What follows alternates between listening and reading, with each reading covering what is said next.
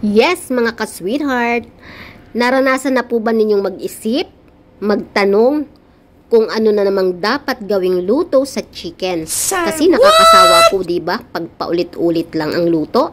So tara, samahan nyo ako at tuturuan ko kayo kung anong masarap na gawing luto sa chicken.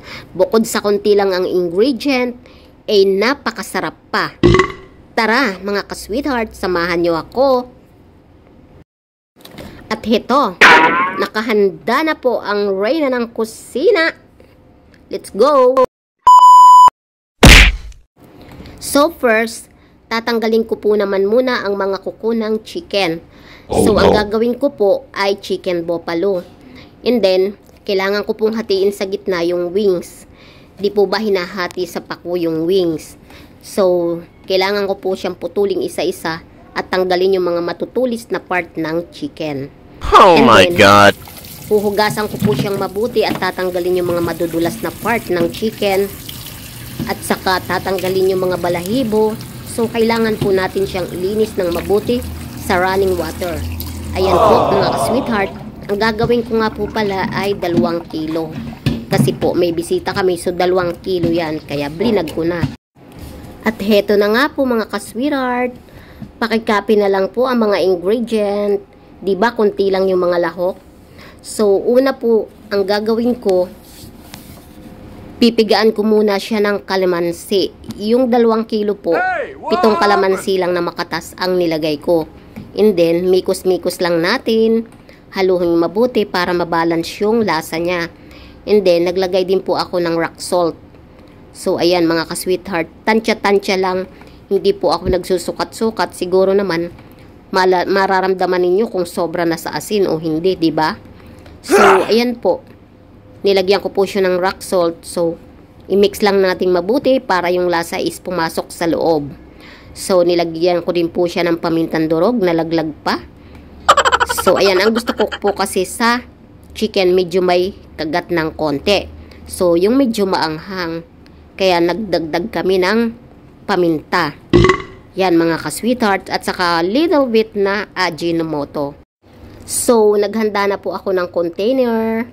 Kasi, pag nagtitimpla po ako at nagpa-fried ako ng buffalo chicken, isa container ako naglalagay ng cornstarch. Oh my God! Yan, mga ka-sweetheart. So, nalagay ko na po sa container yung kalahati.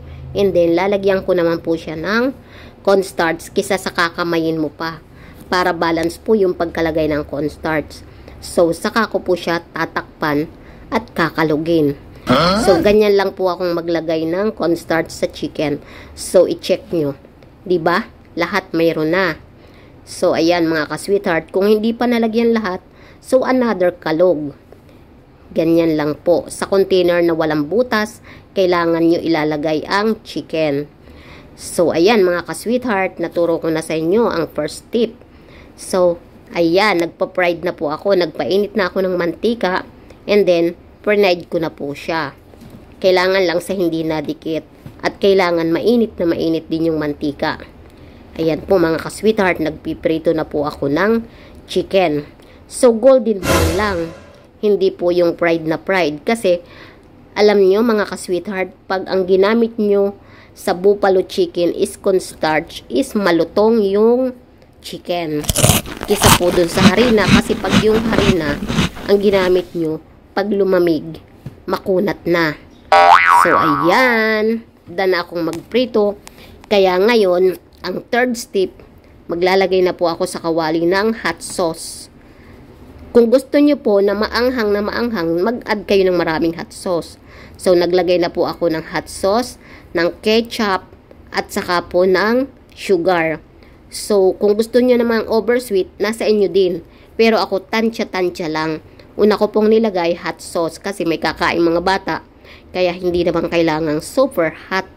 At saka po ng banana ketchup. So ayan, na-fried na pong lahat. Golden brown lang yung ginawa kong pagka-fried sa kanya mga ka-sweetheart. And then, after kong madrain sa oil, imimix na po itong mga chicken. So nilagay ko na po sa aking tinunaw na hot sauce, ketchup at saka po sugar.